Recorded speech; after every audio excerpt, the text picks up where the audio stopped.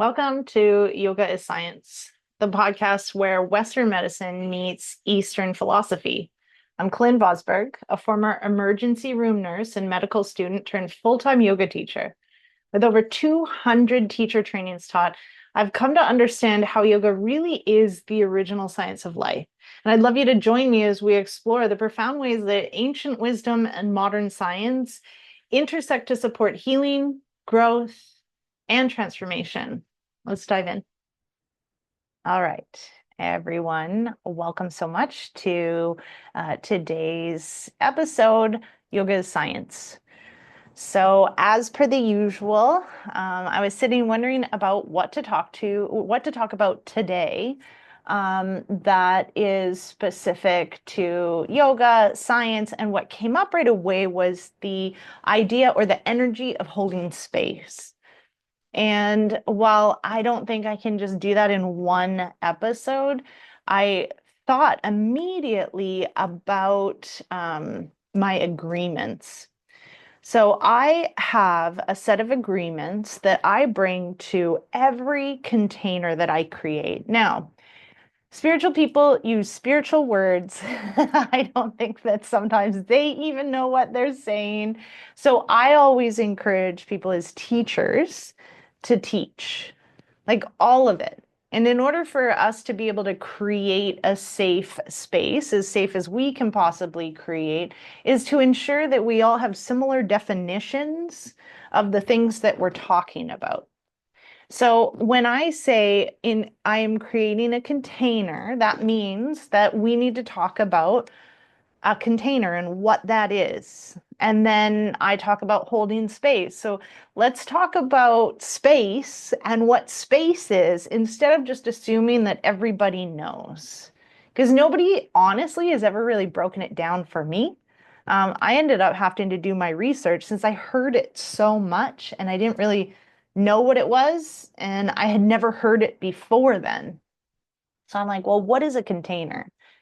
Well, to me, a container is like a Tupperware container. Okay. Even let's just look at this, like this moringa pill bottle that I have here. And what I see is like there's a bottom, right? So if I put water in here, it's not going to leak out. And then there's sides to this container. They feel like, well, not unbreakable, but really there's like a barrier or a boundary, right? And then there's a cap or a lid on that. So if I go in, then there's space. So what I'm talking about when I'm talking about space is the space that I hold for others in a container. So just like this is a container, I imagine that each offering that I have is a container.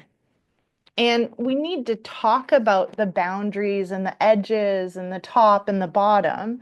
So I want to be clear about that. Right now, I'm running a somatic retreat at Anamaya.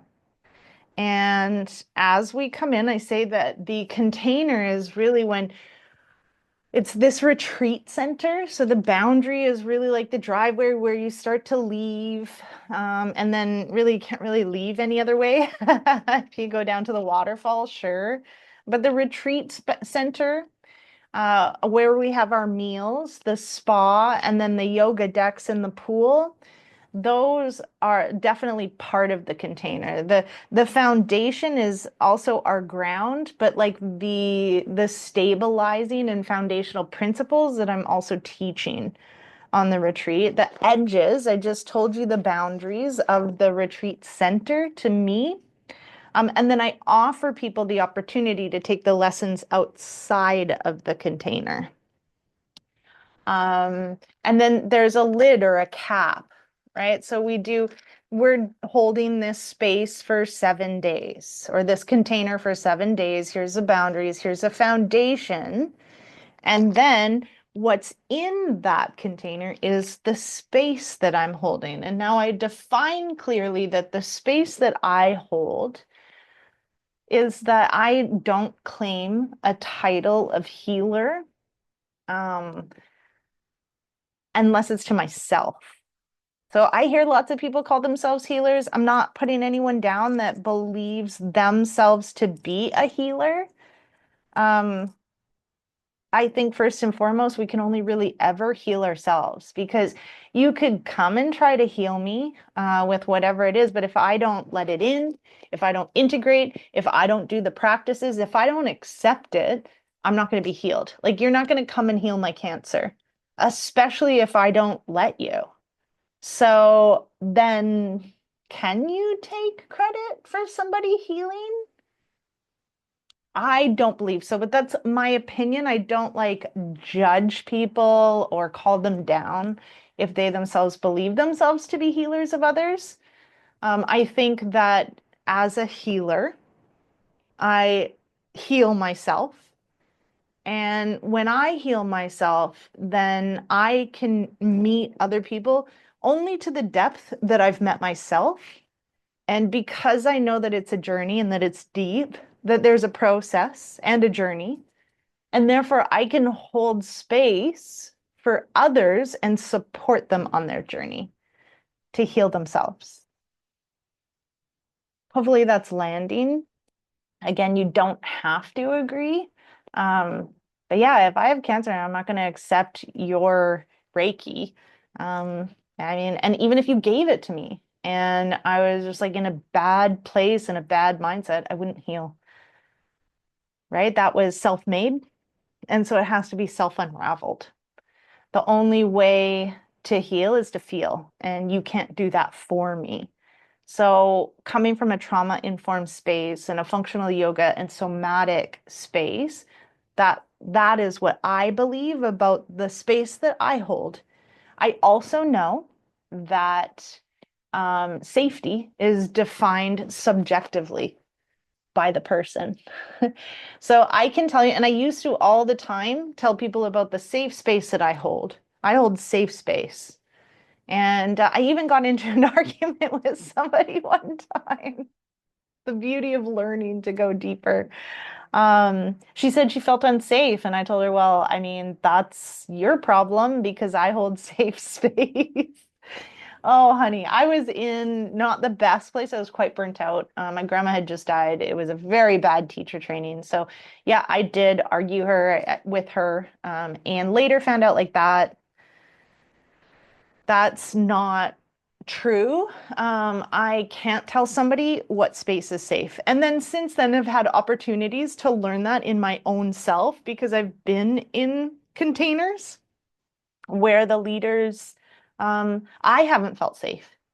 And therefore, it's not a safe space for me, even though there's like hundreds of people in it and several, like lots of those people feel safe. There's still myself and others that don't. So, what does that say? Nothing much then other than I don't feel safe, right? So safety is determined by the person, not like the person entering the container, not the container holder, because we all have bias, right? So even that bias can make somebody feel unsafe or they feel unsafe because of their bias, but does that make it untrue?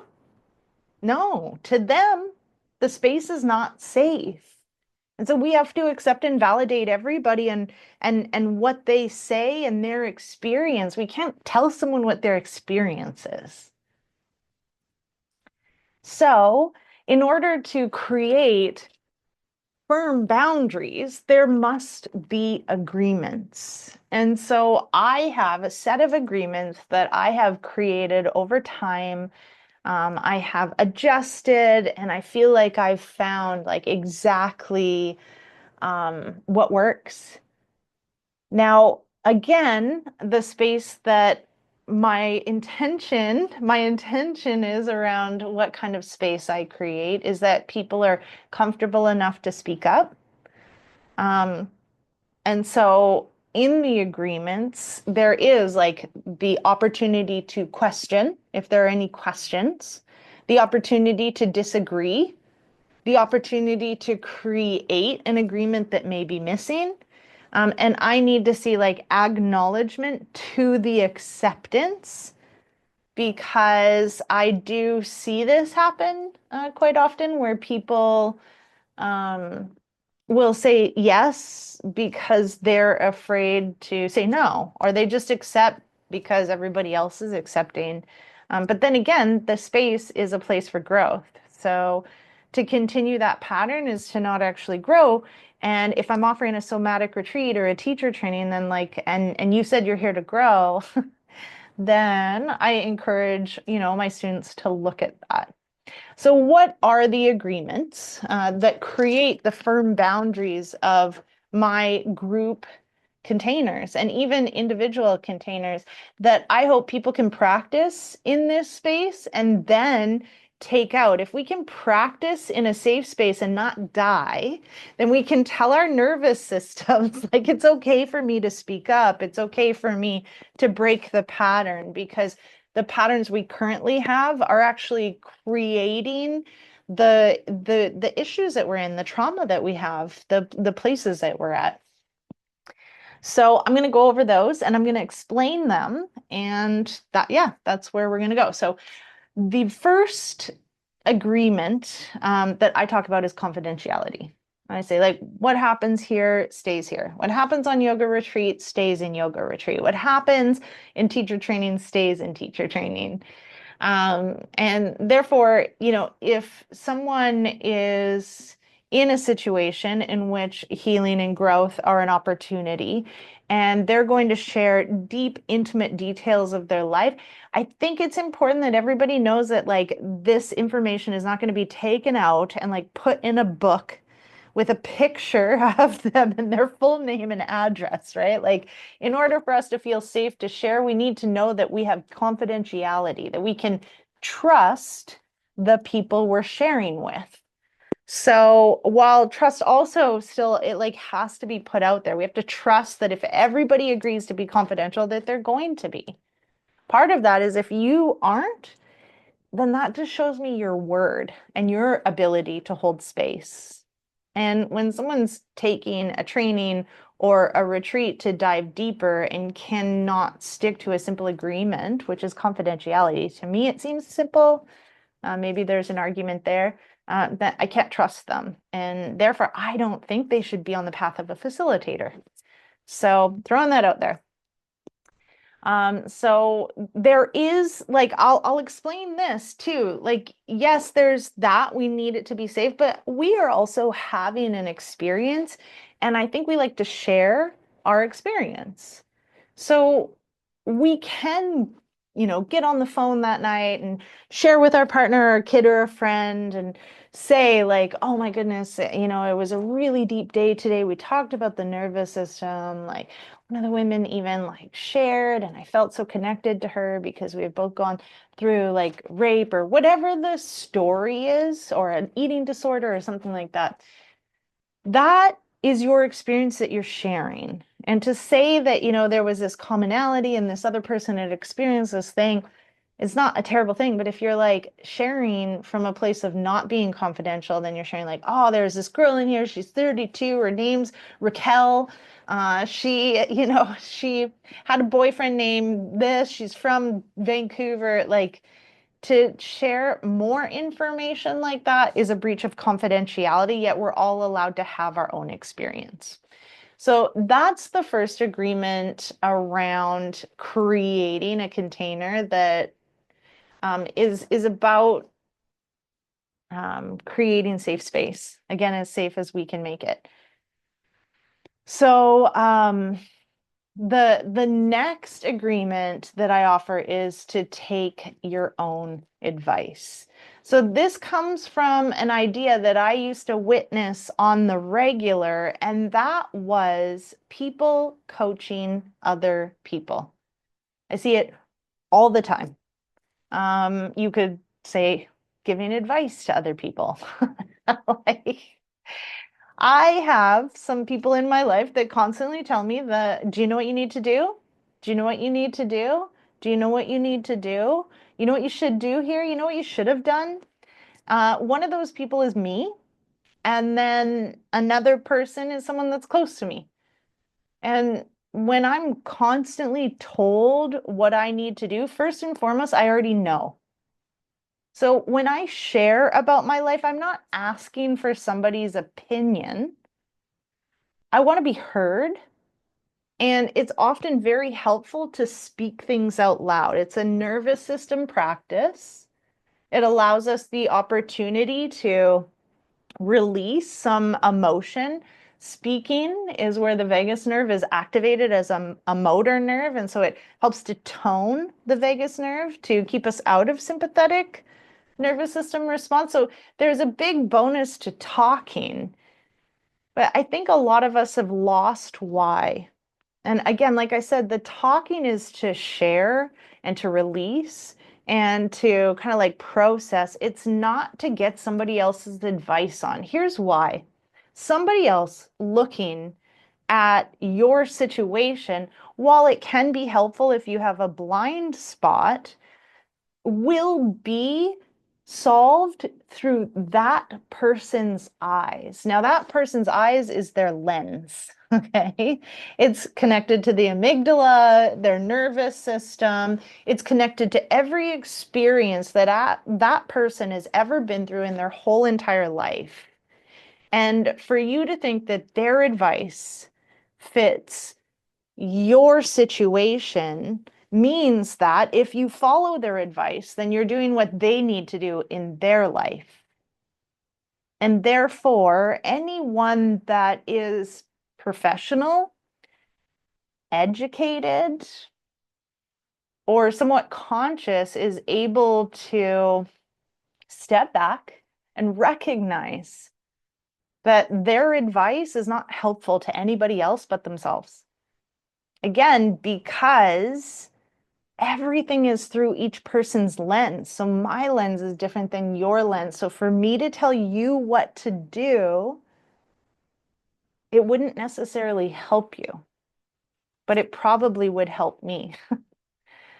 So what is it about, if you're someone that gives advice all the time, what is it about that? Like, why do you think that you know better what someone should do in their situation than you yourself? And then if you're someone that's always seeking advice, I ask you the same question only in reverse.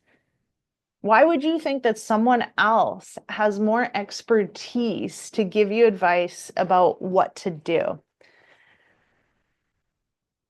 Argument, let's say it's a business coach and you want to create a successful business and you don't know how to. Well, that's a little bit different. You're not asking for advice. You're kind of asking to know what they did that worked for them, right? Because I mean, how many people have taken business programs and have not had the success that was promised in a business program? $60,000 launches. Okay, cool. Me and my 100 Instagram followers are going to go and take this program and we're going to have a $60,000 course launch. 3. So it doesn't just fully line up all the time for somebody else to advise you. To share information is completely different. If you were talking to Tony Robbins about your business, he would not tell you, do you know what you need to do here? He wouldn't. He would ask you questions and he would share information. So when it comes to a group situation, what happens is most people start to tell other people what they need to do. They start to give advice. But the reality is, like, they're there, like in this retreat right now, anyone giving advice, like, thank you. And they're here for the retreat. So they're paying as a student, not, they're coming for the information. They're not here paying to be the teacher. So to coach other people in a retreat for why you're exactly here, it's your own advice. So if you have difficulty like being quiet and not telling everybody else what they need to do, that's the practice. You want to know what to do with your advice? Stop giving it and just take it. Be quiet. And that thing that you were just going to tell that person, you go do it. Period. That's it. Your life will change. Theirs might not. In fact, theirs might get worse, and then they're going to blame you because you gave them shitty advice. So Also, when you're coaching other people, are you being a student? No. So the experience will be completely different because you're not going to take anything in because now all of a sudden you're the teacher, even though you're paying to be the student. I just want you to see like the energetics of this. Just stop coaching other people. A true coach doesn't tell people what to do or give them advice. A true coach gives information and asks questions. Yeah? Okay, so that's my second agreement. My third agreement is to hold space for others. So, where this comes from, what do I mean? Hold space for others. That means like stop trying to fix everything.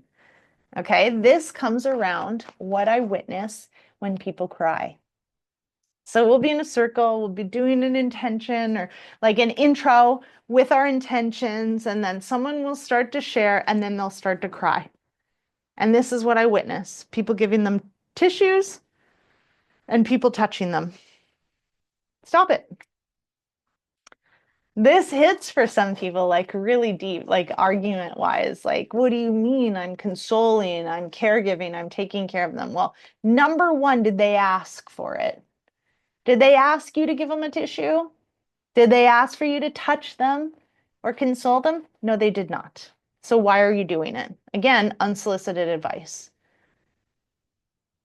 Number two, let's just look at the energetics of giving somebody a tissue. Why would you give someone a tissue? What does that say? Dry your tears. So stop crying. So you giving somebody a tissue, though you're doing that out of kindness and like all this stuff, because people can't have emotions. Your tissue is telling someone to stop crying. And I'm just asking you, like, what's wrong with emoting? And you touching them is they're there, stop crying. Like me touching you will stop you from crying. So it's also a suppression or a repression of emotion.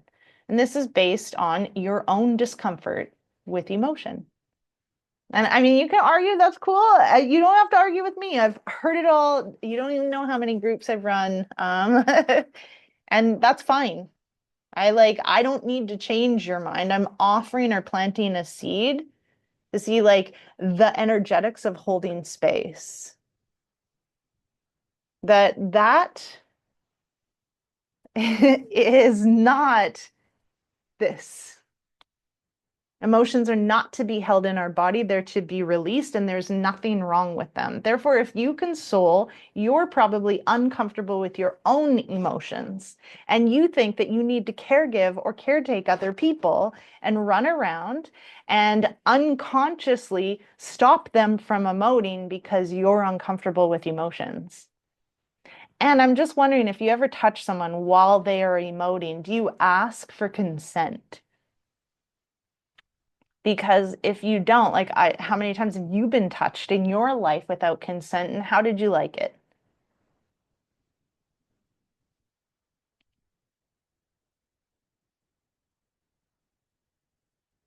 And also, can you just imagine like someone's emoting and then you're like, "Oh, can I touch you?" Like you interrupt their story so you can ask for permission. Don't. The other piece is like that person's an adult.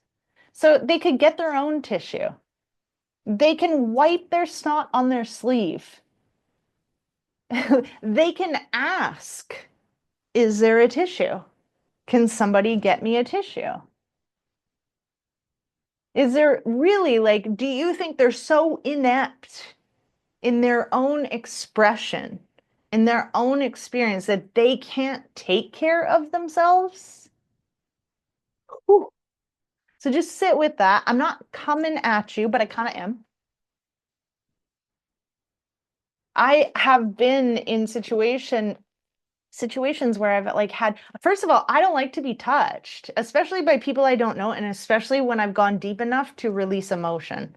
I'm not going to say I don't like being touched. There was a long time where I didn't like to be touched. Like there became a circuit in my brain where I realized I had PTSD about being touched. because there was not a lot of loving touch in my family. The only touch was not loving that I can remember. And therefore, without even knowing it, I was really uncomfortable with people touching me. I told them I'm not a hugger. Like, don't touch me. When people would touch me, I had like an internal dialogue, like, it's okay, it's okay. It all came together one day, like, whoa. Because I didn't know. I didn't know any of these things were taking place because I just get so busy. So if I'm emoting, which I never like did, especially in public. I was an ER nurse. Like, I cannot emote. That was my story. If I actually am emoting and then you touch me or hand me a tissue, done. We're done. That's being closed. We're shutting it off. So we need to give people space to emote because we come with like some serious, interesting understandings of like how it's bad. Men are told like don't cry. We're also women are big girls don't cry. We're told it's okay. We're told to go to our rooms. Some of us have been hit when we emote. We've been told to be good and not be bad. How our parents handled our temper tantrums is literally how we learned, and how they handled their emotions is how we learned to emote. No wonder most of us are uncomfortable. Been like, shut up. There's starving children in Africa. Like, we have been gaslit for so long into thinking our emotions are bad that we just like took over that parenting when we became adults and just kept that BS going. So when someone emotes, let them. Expressing emotion is how we get it out of our body. Yeah. So that is the hold space for others. My fourth is express gratitude. So this comes from an overabundance of apologizing. I'm Canadian, so I have been literally called out. Oh, you must be Canadian because I say sorry, sorry, sorry, sorry. In a rude way, to be honest. The first time I was like on a yoga retreat and was like going through a narrow passageway and then was like kind of turned and was like, sorry, sorry. And he's like, well, clearly you're Canadian. And he was in Canada. So, like, yeah. And he was not from Canada. He was from a bordering country. It was super, like, I wanted to be rude back. Like, so here's what I found out holding space for groups is like it's not just Canadians, by the way. Like it's super uncool to say like that Canadians are so polite because first of all, not all of them are, and also people from other countries are very polite as well. I think that we have been taught to apologize a lot, and if you apologize to me, an apology is that you've done something wrong and that you're taking responsibility for it. And then you're not going to do that again to the best of your ability. That's an apology. So if you just throw them out there like Tic Tacs, then I can't trust you. And therefore, if you can't hold space for me because I can't trust you. And therefore, I won't be willing to accept the space that you hold. Right? If you are your word and you apologize for everything and you aren't actually sorry for it, then you're lying and I can't trust you. Now, remember, I'm not coming at anyone like you're a liar because it's so funny when I call someone out for lying, that they'll come back at me like you called me a liar. It's like, but I didn't. I pointed out that you were being untruthful in a situation. So you can call it what you want, but it doesn't disregard the truth of being dishonest. Just throwing that out there. But I'm not calling anybody names because I mean, what does that even mean? Like, literally everybody lies too. Like, seriously, almost everybody is out of integrity. The depth of that is up to the person. So if you are your word and you say you're sorry, it's like the boy that called wolf over and over again. Like, you're not sorry. Had this situation in a retreat. Everybody's like, oh my gosh, you're so right. Yes, yes, yes, yes, yes. And then it was a buffet breakfast. So the way that would usually go, all the food's in the middle, you kind of take a bowl, put some on your plate, and then pass it to the person, right? To the left, and then we kind of go around to the left, I guess. Well, nobody did that. Everybody was such people pleasers on this retreat that they all got up and then they would walk with their plate to the dish and then put it on. Okay.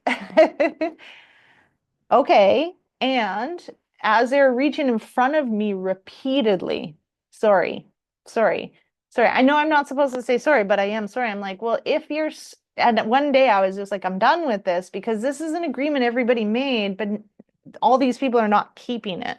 So I'm going to call them out. So they said, sorry. I said, but are you? And he's like, well, yeah, I am. I'm like, then don't do it again. And he just looks at me like, what? Like, don't do it again. And he's like, well, what do you suggest I do? I said, well, first of all, don't apologize because I can't trust you because you're not sorry. Like, first, there's that. Number two, you could ask me to pass you the plate. Number three, you could say, like, excuse me. Like, you could thank me for being patient, for you reaching across while I'm eating every single morning. But this group is such a group of people pleasers that you can't even ask for somebody to pass you a plate of rice. And now you're gonna like, sorry, sorry, sorry, like just brush it off like it's nothing. It is. It's rude for you to keep reaching in front of me while I'm eating food. I don't like it. So please stop. Oh my goodness, everybody's like, oh. But like also, I did it in like a kind, supportive way of like, also, they're not going to die. They're not going to be kicked out of the group. I'm not belittling them. I'm encouraging them to speak up for themselves.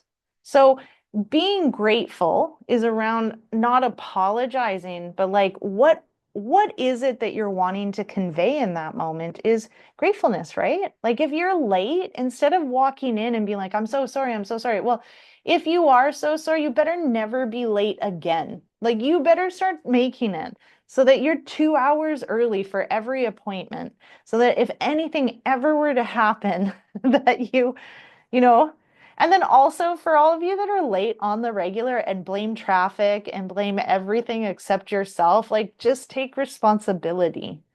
I'm late again. The thing about it is if you're just always like saying sorry and then blaming other people or the traffic or whatever, like leave earlier then. You're not taking any responsibility because if you did, then you'd have to make a change. And so I also call people out on that. Thank you for being flexible. Thank you for understanding. Isn't that more what you mean? Not that you're sorry for being late. And like I said, if you were, then you just wouldn't be late anymore, especially if you're chronically late. Like, just stop apologizing and just own it. You were late. And then what that means is next time you either get to make the choice to leave earlier so you're not late, or you're just going to be a couple minutes late because you're doing the best that you can. Like what is so hard to admit like about reality? You're not bad or wrong if you're chronically late. That's an opinion and a judgment, right? What is late?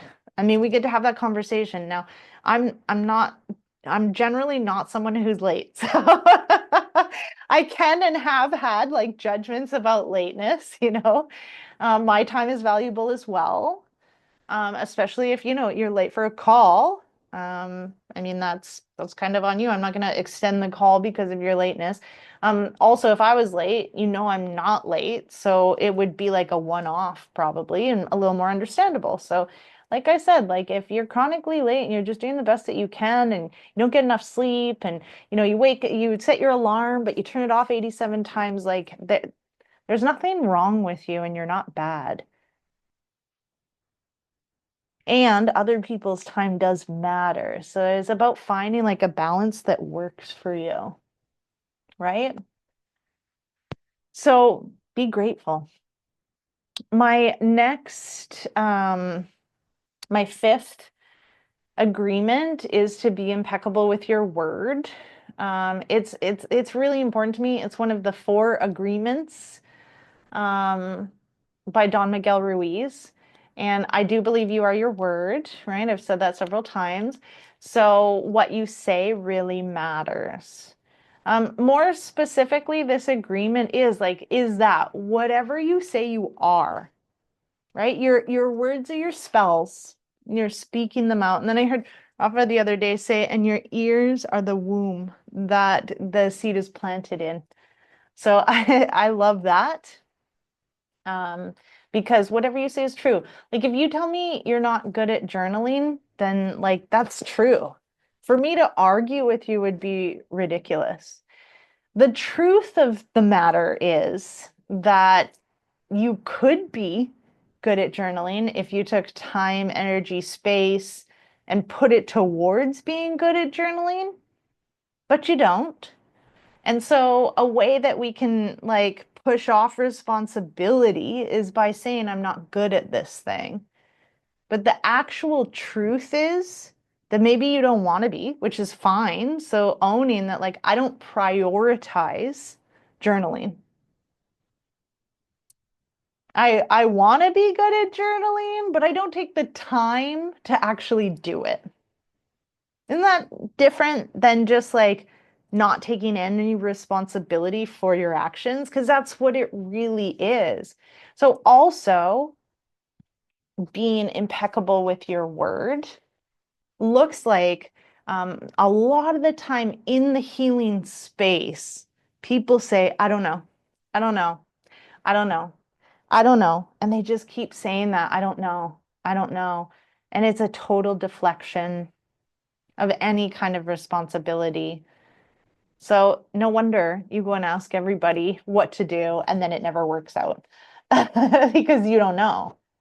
I want to encourage you to take your power back, and I want to encourage you to really connect to the fact that you do know. Like literally every answer is inside of you. In yoga, we talk about this.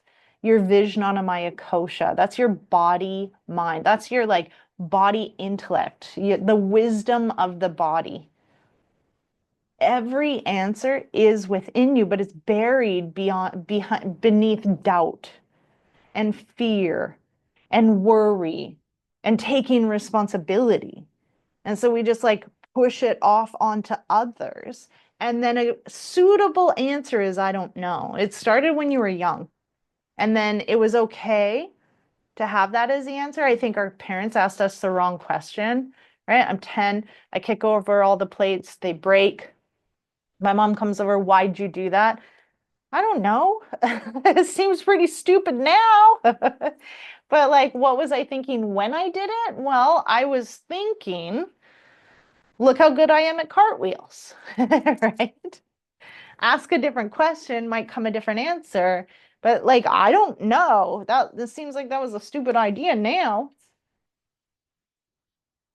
That became okay with our parents. It became okay with teachers. It became okay with like authority figures. And then unfortunately, it became okay with us, like in our own inner guidance.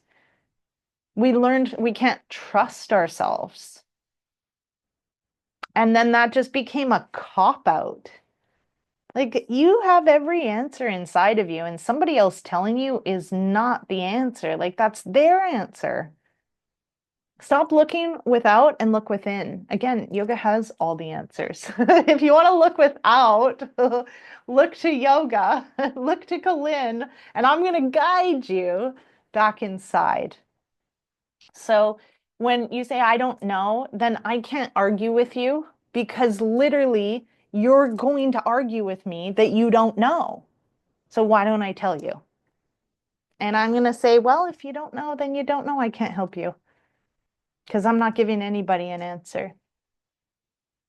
And then people are like, but I want to work on this. I'm like, great. Then I don't know isn't an option. And so then the only other option is I do know. And if you say I do know and that's your only option, then you're going to give me an answer. And guess what happens? Everybody gives me an answer.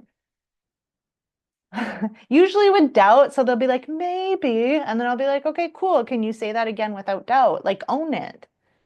And then guess what? It's always right. Like literally, I can see it in that person that once I pull out the I don't knows and then I pull out all the doubt, and then they own this statement that they've come up with that's in their own body, that it's truth. And they're like, oh my gosh, like it's been in there the whole time. Yeah, I know. You're welcome. All right, moving on. Be on time. I mean, this is really important. Why I think this is important beyond just like the fact that, let's say I'm running a retreat. There is how many? There's 10 women here. Okay, I'm running a retreat. Yoga starts at 7:30, ends at 9. And it's an hour and a half. Breakfast is at 9. It ends when it ends.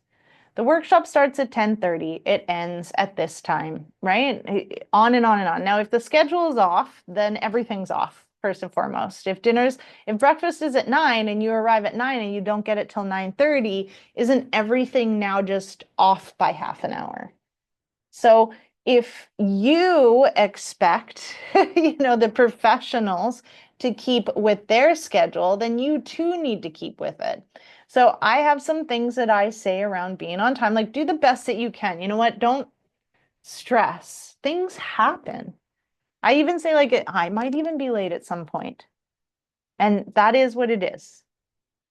Thank you for understanding. I had a conflict and I've solved it and here I am. Okay. That means that if you're late to class, the workshop starts at 10:30. I'm not waiting till 10:35. I'm not waiting till 10:40. I'm not waiting till you arrive. I'm going to start at 10:30 because I'm going to be there earlier than 10:30. And so I'm going to start at 10:30. And if it ends at noon, then I'm going to stop at noon, unless otherwise discussed. Like right now, they've got me down for the workshops and they're an hour and a half. But like really, I don't think an hour and a half is long enough. So I let people know. This workshop can go over, especially with discussion and conversation. I'll make sure we get over the main material in the hour and a half, and I'll let you know when it's noon. But I anticipate that the class will go longer. So when you're booking your spa services, if you can leave that open so that you can go deeper into the workshop, then that's my suggestion. And then now people know that that could run late. But if I'm waiting for 10:45 and then you're paying for a 2-hour workshop that's supposed to end at 12:30, now I need to go to 12:45 because you were 15 minutes late. So also like all teachers will say like don't be late to class. And then like I said, sometimes they won't start class for 15 minutes because they're waiting for the people that are late. And then they'll extend it, which is a problem to me. Like I do teacher training for a living. So, and I work with many other people. And let's say lunch is at noon and then you started at 10 and at 12:15 you're still teaching your lesson. That's on you. Like now lunch is 15 minutes cold. There's fly larvae that you don't see in it. Like I'm not happy. If we're done at noon and lunch starts at noon, I will leave it and go have lunch. So if you're asking people to be on time, then make sure you yourself are on time. And that is a big turnoff for me if I was to go anywhere where I'm paying money and someone can't get their shit together to be on time or even be skilled enough to teach the essentials of a lecture in the allotted time that I was told it would be to learn the lesson. Throwing that out there. All right, lesson or agreement number 7. There are 12, but we're almost there, is show up for yourself. So, and now we're starting to just like kind of reinforce other agreements. With this one, show up for yourself. That's like, it's backing up, don't coach other people. It's talking about like if something's not right for you, then speak up about it.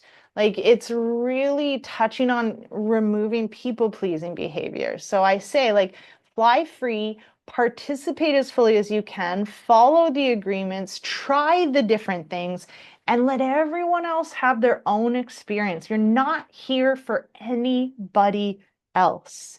You're here for you. So stop trying to fix everybody else. Stop trying to make everything easy for everybody else and focus on you. Because a lot of people come into these retreats are coming here because they never focus on them, right? Or they always focus on them, and then that's a different lesson. Number 8 is to be honest. There's a difference between being nice and being real. I request that people be real. So if there's something that they're not happy about, if they're having upset about something, if the AC is too cold or the water is cold, like, can you say something? If you felt like sometimes someone will say something like, I felt like you were talking directly to me when you said that. And it's like, most of the time I'm not. I'm just experienced enough to know what people are experiencing. So, well, I'll say like, thank you for sharing. So first of all, that safety to speak up. Thank you for sharing. Is there anybody else that felt I was talking directly to them? And then like 6 people will put their hands up and I'll be like, listen, I know this enough that you may think I'm picking you out, but I'm not. I'm sharing from a place of my own experience. And so that also means that it may not land for you either. It may land so much that you think I'm singling you out, but it may not also land. And that's because I can only ever speak from my experience. I can't speak in general. Next one is to let go of control and stop holding back. So in order to fully participate, it's best to let go and surrender to the process. I have people agree to this because everybody's always like, yeah, nothing will stop me. And there comes a point where something stops them. It's like, hey, remember this agreement? And I'll just like hold it up. I mean, if you have a bunch of excuses and how you aren't holding back and blah, blah, then that's on you. And that will be your experience, right? You can only experience my offerings as deeply as you're willing to.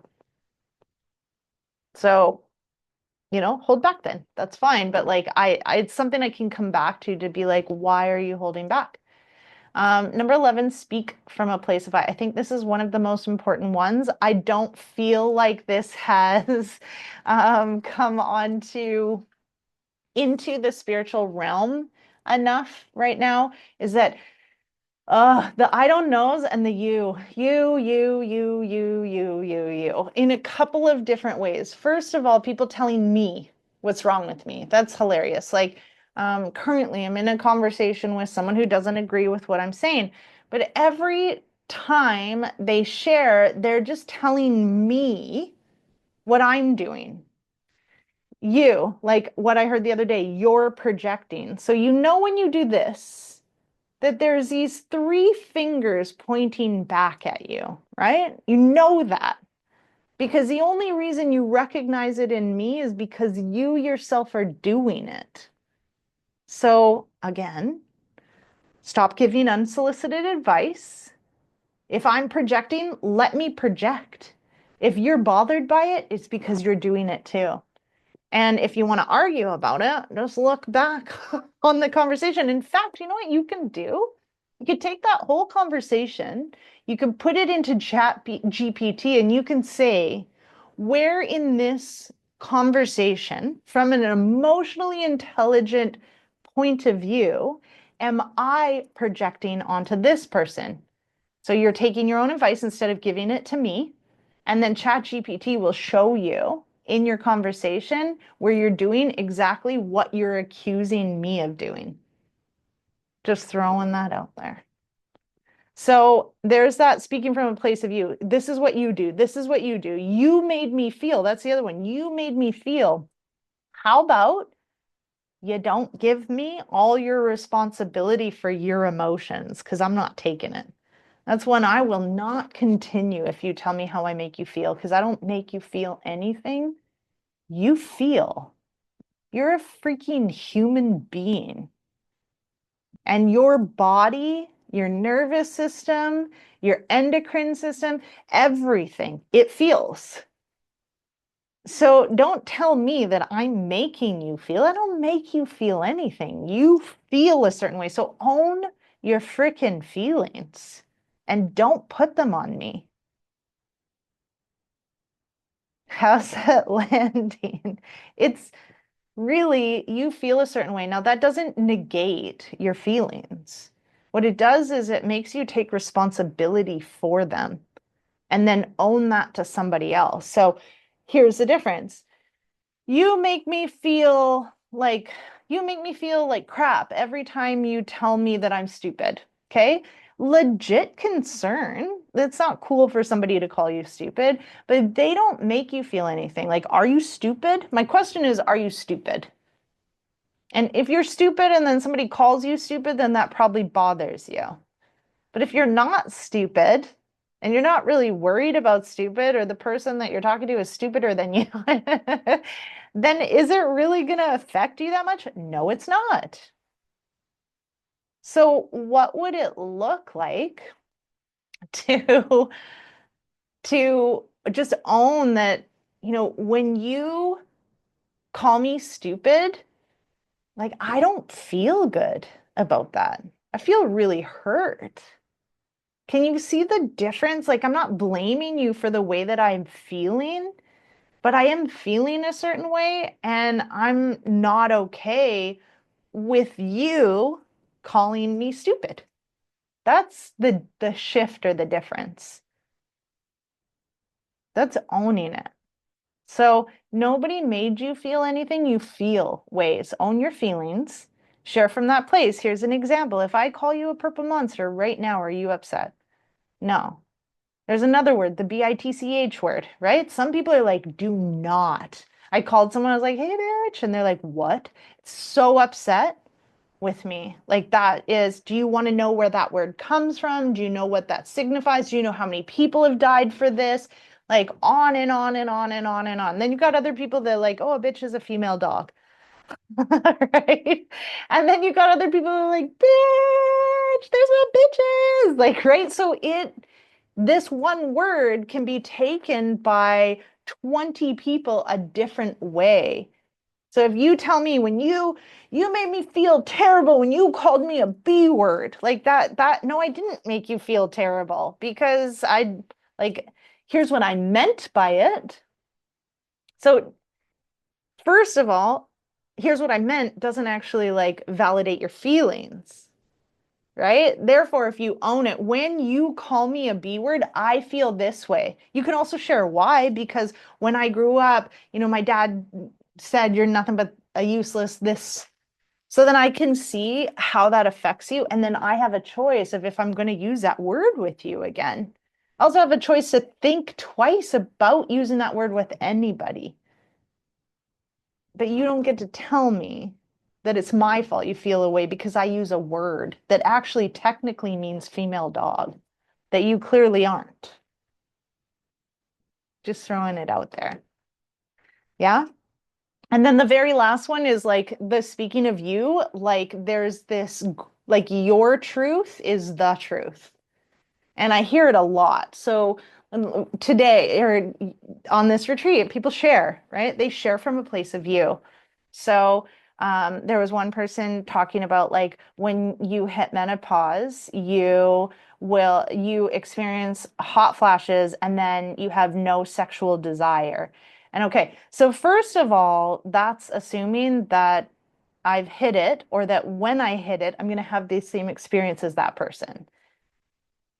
And not everybody has the same experience in menopause, right? Like lots of people have similar experiences, but when you share like a you, just start to listen because it's on TV shows, it's in books, it's like it's very just common, like this is the truth, and that's not true. What if you just instead of saying you, when you hit menopause, you have hot flashes and you no longer want to have sex, and do you mean you? And that's what I say. I haven't hit menopause. Oh, well, when you do, you will. I'm not going to buy into that narrative. That's not true. It could be true, but it's not like a definitive. Not everybody subscribes to that. So it's possible that I could. But what I'm hearing is when you hit menopause, you experienced hot flashes and you didn't want to have sex. So it would sound a lot different if I was talking to someone and they said, when I hit menopause, I started having hot flashes. And, some issues arose in my marriage because I didn't want to have sex anymore. way different. Yet so many people project like their experience as the experience. And so please start to use I instead of you, because what you feel isn't the truth, it's your truth. Yeah? So then we talk about that. And then the very last one is if we can do all of this, then we can create a safe space, or a space as safe as we can make it. So that's where I'm going to land. That's where I'm going to stop right there. What do you think? Let me know. I hope that these are very helpful for you and any kind of container that you're trying to create. This is really helpful. I'm going to be going into like a mediation, I guess, and I'm going to take a piece of paper and I'm going to make sure that there's agreements that we have before we go in. Otherwise, I won't feel safe enough to do that. And I encourage you to do the same thing with your partner, with your kids, with your boss, like literally just in general. Thank you for joining me on Yoga is Science. I hope today's episode offered you a fresh perspective on the incredible synergy between the ancient yogic practices and our modern day science. Don't forget to subscribe, leave a review, and share this episode with someone who could benefit from these insights. And until next time, keep exploring the science of life.